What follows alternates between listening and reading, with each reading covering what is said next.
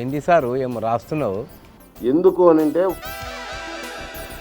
ఇప్పటికైనా ప్రభుత్వం మేల్కొనాలి. ముందు నువ్వు మేల్కో, తర్వాత ప్రభుత్వాన్ని లేపుదువు కానీ. ఇది ప్రజాభిప్రాయానికి అద్దం పడుతుంది. అర్థమైనట్టుంది సార్కు. సారు స్టార్ట్ చేయండి మీ పంచాంగం. 2013-14 వానలు నీళ్లు, అదే వర్షము అదే నీళ్లు. రాష్ట్రంలో పరిస్థితి ఎట్లుంది? చాలా అన్యాయం, చాలా దుర్మార్గం.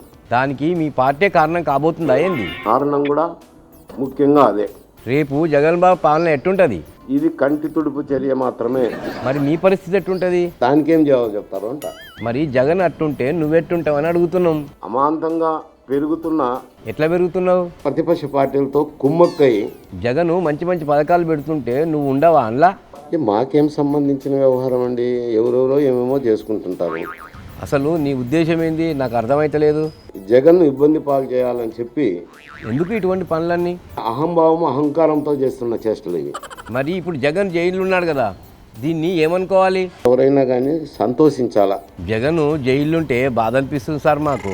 సంతోషపడాలి కానీ బాధపడాల్సిన అవసరము రాజకీయం చేయటము. ఇంతకు అన్నకు జైలు ఎందుకు పెట్టిర్రు? ప్రజా ప్రయోజనాలను దృష్టిలో పెట్టుకొని.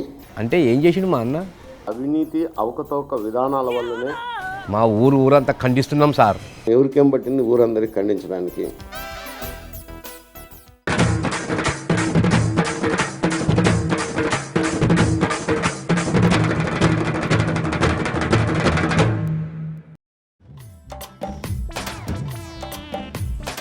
వచ్చినాం అందరం వచ్చినామన్నా. మాట్లాడచ్చా బాస్? వద్దంటే ఊకుంటట్టున్నా కానీ చాలా సందర్భాల్లో చాలా విషయాలు చెప్పాం. ఇంకేంది సారు చెప్పినామంటున్నావు కదా, మేము వెళ్ళిపోవాలనా? ఏంది ఇది అసలు? ఇది ఏం లేదు, చెప్పిందే మళ్ళీ చెప్తా ఉంటున్నావు కదా అని. ఇది రాజ్యాంగమా ప్రజాస్వామ్యమా? అసలు ఏం జరుగుతా ఉంది? జజ్జనకరే జనారే సారు. వైద్య నిపుణులంతా ఏం చెప్తున్నారంటే నాయకుల రోగాన్ని చక్కగా ఏమంటున్నారు. మీరు ప్రభుత్వంలో భాగస్వామ్యం కాదా? ఏం చేయని ప్రభుత్వంలో మేము ఎట్లా భాగం అవుతాము? ఇంతకంటే అన్యాయం ఇంకేమైనా ఉంటుందా? ఉంటే అదే ఏదో మీరే చెప్పారు అదరన్నా. గత కొంతకాలంగా టీఆర్ఎస్ పార్టీ అనుకున్నా గదే పేరు చెప్తామని. ఏమైందన్నా టీఆర్ఎస్ పార్టీ? పాత సీసాలు కొత్త సారాలు ఎక్కున్నది కథ. అందులో కొత్త ఏముందన్నా? వీళ్ళకి సమాధానం చెప్పవలసిన అవసరం ఉంది. ప్రశ్న ఏందో అడుగు ముందు. मैं हैदराबादी हूँ, मैं हैदराबाद में पैदा हूँ అని बोले तो बातों से काम नहीं होता भाई.